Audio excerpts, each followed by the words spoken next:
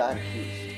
And John has been singing some of the greatest doo-wop music for the last 5 decades, John, right?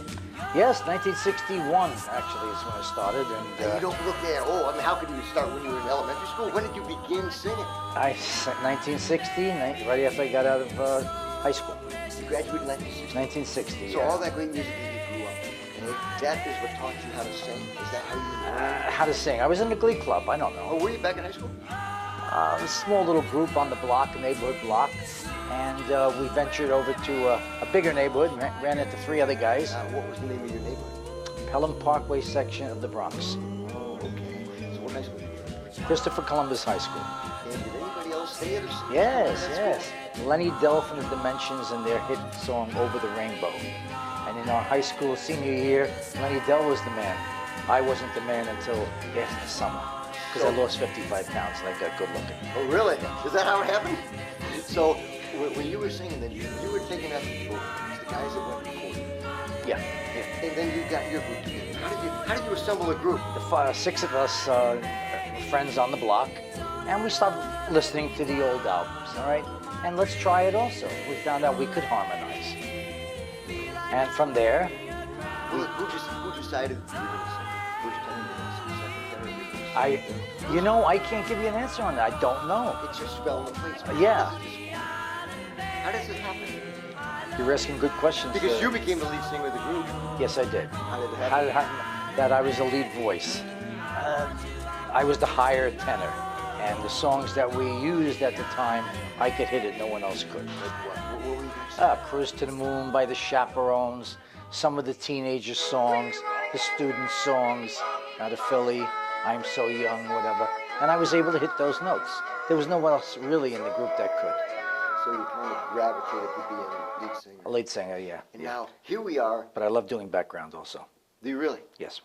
So you're happy just harmonizing, just singing with I really guys. am. I really am. And you're one of those guys who, if we didn't tell you were going to get paid, you'd still go on stage and sing. Without a doubt. Yeah. You got it, buddy. All right, so tell me, how did you the thrill of it all. How did you get for the last 50 years? How did you become here today? Because you're going to be going out there singing with your group tonight. I'm going to have a ball. I have to be at the 62, 63. I took a small hiatus, even though the group really wasn't out there doing many shows. I was still active. What was the name of your group back then? The Excellence. It started off as the Excellence. As the Excellence, yeah. And even after 50 years. Well, it was premieres back. It was the premieres with the neighborhood group, and then became the Excellence. Okay. Oh, tell me how you got the name. We were sitting in the back of a White Castle hamburger joint, and the best. He says, no, they're not the best. They're excellent. I said, that's a good name for the group. Let's try that.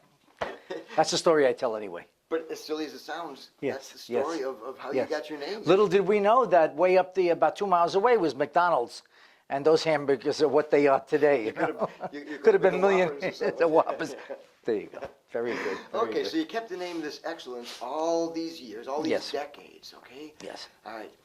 How do you and your buddies from the street corner get into a recording studio?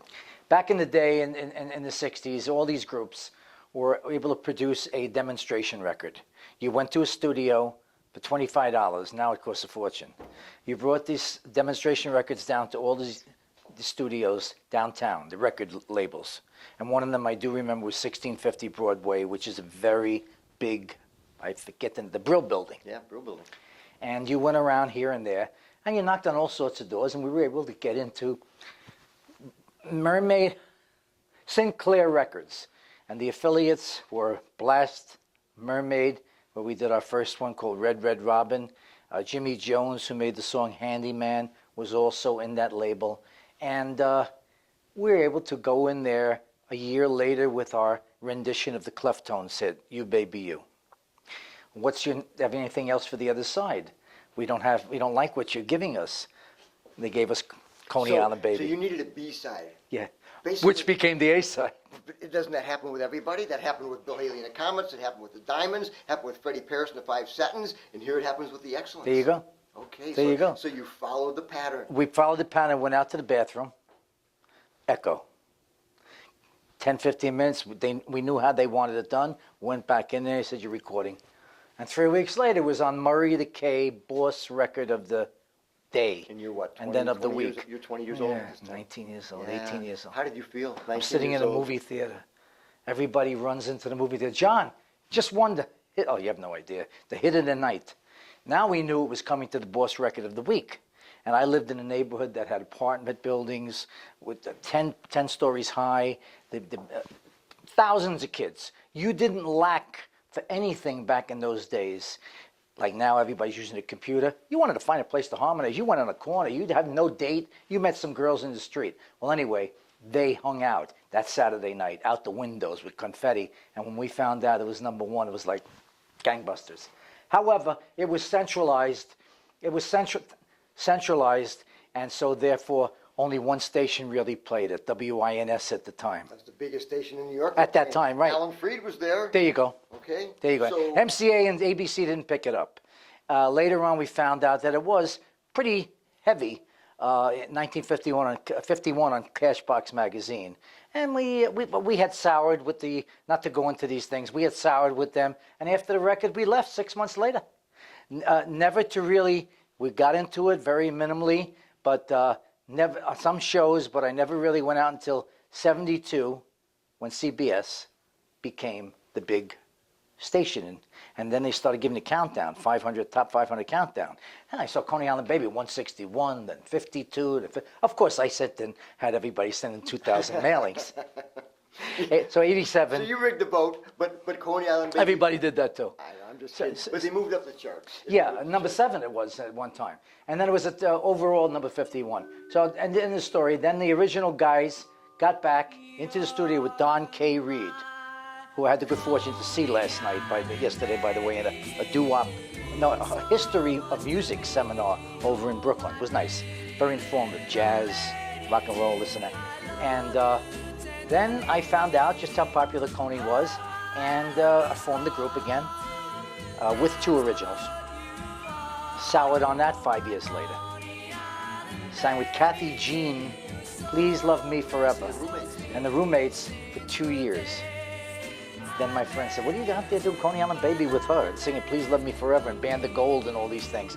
So I formed this current group that I have now for 12 years and love it to death. So it's been 51 years. You've been 50 years over Coney Island Baby. But a lot of time, in that period of 62 through 75, didn't sing that much. I did some shows, but most heavy duty since 1987. Have you ever seen Coney Island Baby at Coney Island? It's funny you should say that. August 13th of last year, on the field in the Mets Cyclones ballpark. Wow. And someone sent it to me on Facebook. If anybody out there wants to go to Facebook and go into photos and go to video, and you'll see me singing 2 40-second songs on Facebook that someone filmed in the audience, and you hear everybody saying Coney Island Baby. Stadium full? Yeah, it was great. Oh, it was great. Everybody in the whole place went nuts. That must have been a thrill for you. Very much so. Very much so. Yeah, that was good. Okay, now your group is here tonight. You guys are going to be singing tonight. Yes. We're going to get to hear you sing Coney Island Baby. Yes, sir. Okay. All the way. Let's go here, okay? Okay, buddy.